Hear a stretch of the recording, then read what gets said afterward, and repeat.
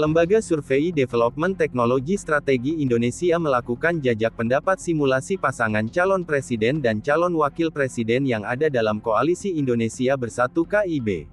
Hasilnya cukup mengejutkan, yakni sebanyak 18.620.886 atau 56,21% pemilih Koalisi Indonesia Bersatu memilih pasangan Anies Baswedan Agus Harimurti Yudhoyono. Ini berarti 18 juta lebih pemilih KIB lari ke Anies AHY. Golkar menyumbang suara terbanyak disusul PAN dan P3 kepada pasangan Anies AHY saat survei DTS diadakan tanggal 28 Juni sampai tanggal 8 Juli tahun 2022. Data yang diperoleh DTS, pemilih dari partai anggota KIB malah memberikan suaranya pada Gubernur DKI Jakarta Anies Baswedan yang disimulasikan berpasangan Ketum Partai Demokrat AHY. Sementara elektabilitas pasangan Airlangga Hartarto dengan Zulkifli Hasan dari KIB hanya 1,4%. Rinciannya, pemilih Golkar 50%, pemilih P3 60,9% dan pemilih PAN 64,3%. Jika dihitung sekarang Partai Golkar pada pemilu 2019 sebanyak 17.229.789 maka 50%-nya jadi 8.614.894,5 suara, lalu PAN yang pemilu 2019 mendapat 9.572.623 suara lalu 64,3%-nya jadi 6.155.196,589 suara dan P3 pemilu 2019 lalu mendapat 6.323.147 suara 60,9%-nya menjadi 3.850.796,523 suara.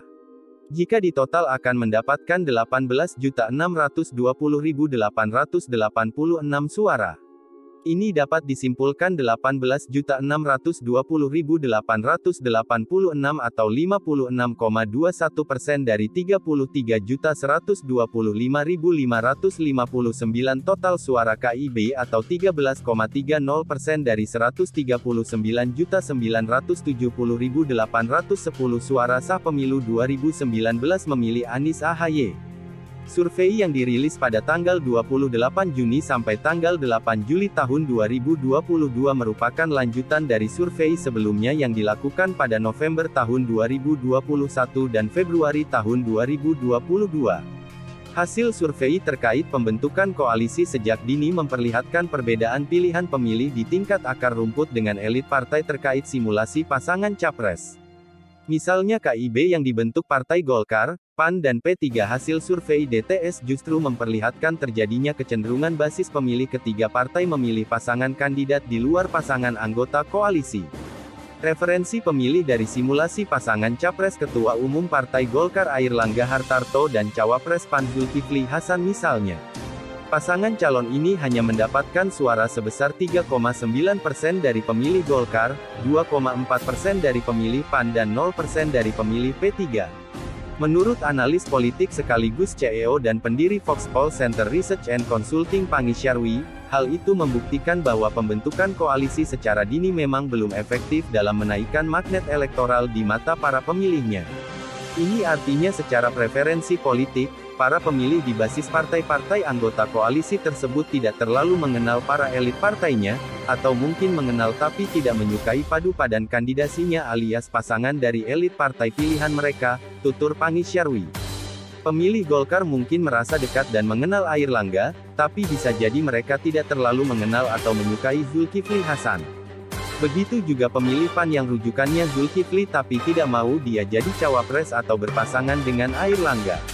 Bahkan P3 yang tidak mendapatkan kuota capres atau cawapres, pemilihnya sama sekali tidak mau memberikan suaranya pada pasangan dari koalisinya tersebut, ujar Panggi. Fenomena ini, lanjutnya, memperlihatkan bahwa memang pembentukan dan pengumuman koalisi partai secara dini tidak sepenuhnya efektif untuk menarik suara di tingkat akar rumput.